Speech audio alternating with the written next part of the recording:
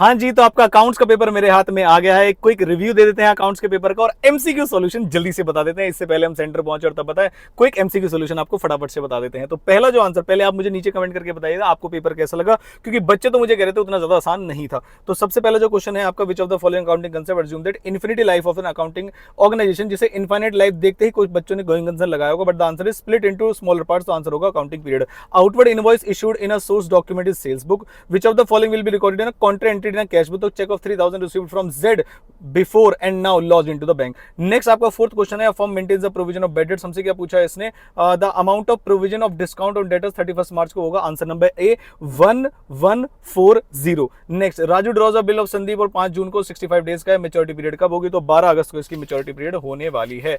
Next question पर आते हैं। आपका क्वेश्चन नंबर जल्दी से बता दो भाई, 6th क्वेश्चन देख लीजिए भाई।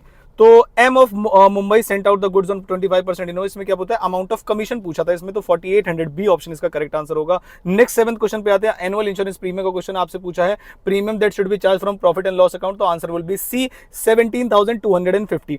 अगर 8th क्वेश्चन पे आए तो इसमें पूछा है, determine the amount remitted by Y to X in a settlement of joint venture. तो answer would be 44,000। Next question पे आते हैं। एबीसी पार्टनर्स में पूछा है कि प्रॉफिट शेयरिंग रेशियो क्या होगा, सी परचेज कर लेते तो बी आंसर 2:1 इसका सही आंसर होने वाला है। नेक्स्ट, एक्चुअल वेजेस जो हमसे क्या पूछा है, calculate the value of goodwill using capitalisation of super profit method. तो answer would be 5 lakh. Next question आते हैं आपके 11th में। एक बार कैलकुलेशन को क्रॉस चेक कर लीजिएगा और किसी भी आंसर में आपको लगता है कि नहीं अलग होना चाहिए तो नीचे कमेंट करके बताइए, हम जरूर एनालाइज करेंगे। नेक्स्ट चलते हैं लास्ट क्वेश्चन पे, सॉरी 11th क्वेश्चन पे हमसे क्या पूछा है, calculate the unrealised profit included in the closing stock. तो answer will be B 5,000 rupees. Short term lease कौन सी होती है, ऑपरेटिंग लीज होती है। नेक्स्ट पे आते हैं हम एएस नंबर 1 पर, फंडामेंटल अकाउंटिंग असम्पशन क्या होती है, तो accrual, consistency and going concern. तो डी ऑप्शन इसका करेक्ट आंसर है।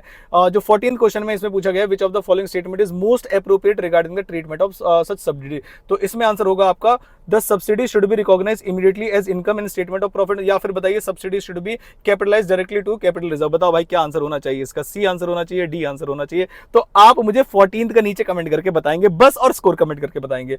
15th पे आते हैं, सब्सक्रिप्शन अपीयरिंग कितना होना चाहिए आपका यहाँ पर, तो आंसर इज 1,64,000।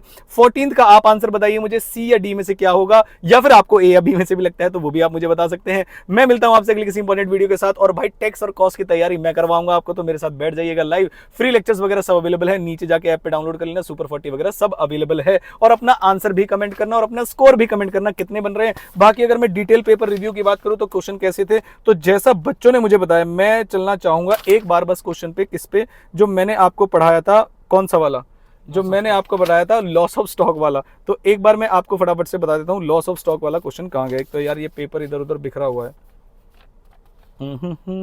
ये रहा बेटा, मुझे बताना आप क्या सॉल्व करके आए इसे, क्योंकि मैंने बस यही पढ़ाया था आपको।